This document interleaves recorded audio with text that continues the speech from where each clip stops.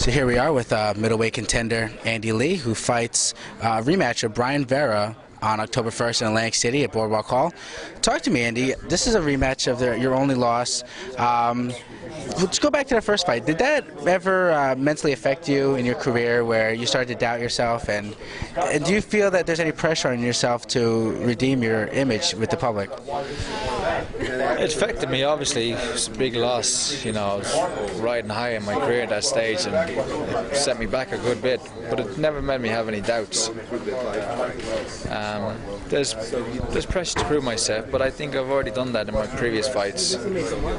I now don't have to fight Vera to further my career. This is more for my own personal well-being, to beat the man that beat me, and to prove to myself that and show how far I've improved compared to our last fight. So it's been 3.5 years. It's been a long time coming, but the time's right. He's winning. He's on a winning streak. I'm on a winning streak, and it's going to be a big fight. Talk about that first fight, because you were heavily favored.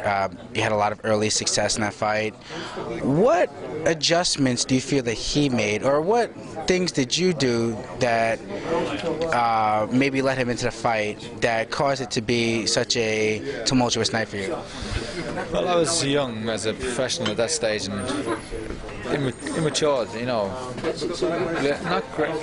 not green to the ways of the ring, not technically, but I was more concerned about losing a round than losing the fight. I'd never lost a round up to that point in my career, and when he hit me a good shot, I retaliated straight away, and just somehow I wouldn't lose a round, and then it turned into a slugging contest. I was bravado there and I was playing to the crowd. A lot of Irish were there, and I was trying to be macho and all that. Those things you don't need in the ring. It does help. Sometimes you need it, but sometimes you don't. You need to control your opponent and be the boss. That's kind of what led to my downfall. There's a lot of small mistakes in the build-up to the fight. The training wasn't as good as it should have been.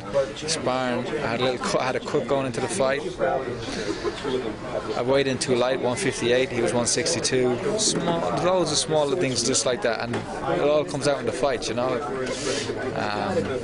But this time there's no mistakes. Everything's going to be on point. Because of course you have a strong Irish following, and it's the history and legacy of tough Irish fighters goes back a long time before we were born, and there is like an expectation, some perceive with the fans, for you to be an all-action, brawler sometimes, even if it's to your detriment. Do you feel that's something that you have to combat at times? I've been prone to brawling, yeah. Well, I've had 2 TV fights, and both fights were absolute brawls, and I've had 24 other fights off TV that have been total boxing masterclasses, so it's crazy. But should they hide the cameras for your next fight? Is that what you're saying? No, all I'm saying is that the 2 TV fights that I had that most people got to see me in have been brawls. But there's a lot more to me than that. Anybody who knows me or sees me in the gym or seen my other fights will know that I'm a technical boxer. That's what I tend to do against Vera, is to be a boxer. And I'm a classy boxer, and that's what I want to show that, Now, of course, you're trained by the legendary Emmanuel Stewart. He's shown a great deal of affinity for cultivating taller boxers and making them utilize their physical capabilities, their reach, their height. Has it been something that you've had to work with a lot because of your hit and hit back type of mentality? Has it been something that you've had to really work on hard with Emmanuel?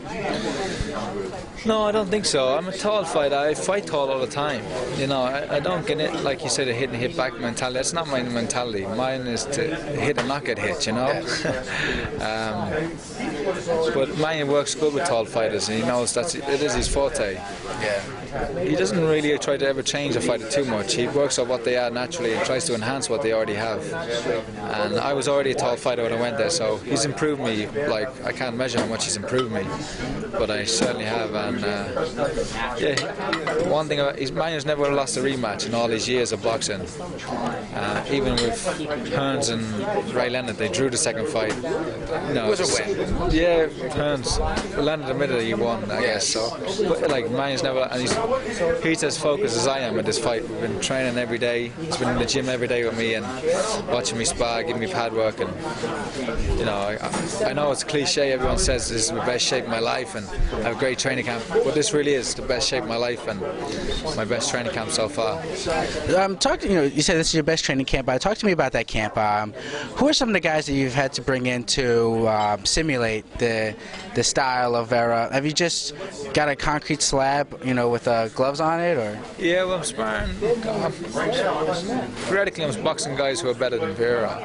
In terms of boxing, I'm sparring with K9, Cornelius Bundridge, IBF light middleweight champion. I'm sparring with Carlos Molina, light middleweight contender out of Chicago.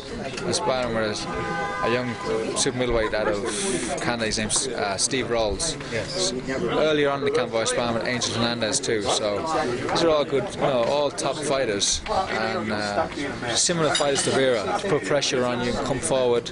And that's what I need to do. Yesterday we boxed 10 rounds, and Monday we boxed 7 rounds. So I'm in good shape. I'm going back tomorrow. I'm going back tonight to New York and be boxing again tomorrow. So I'm doing everything that I can do to be ready for the fight. Of course, if you win this fight, of course, this will mean you've avenged your only loss. Now, looking forward, the main event, of course, is Sergio Martinez against Darren Barker. Could you foresee yourself perhaps someday fighting the winner of that fight? Yeah, I think so.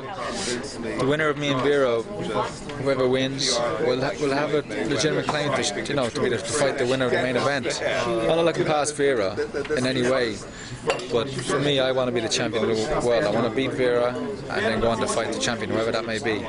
It'll be Martinez, Barker, or Chavez Jr. So we'll see. But first Vera, and then we'll see what's out there. That's been Andy Lee, middleweight contender. Thank you very much for your time. Thank you.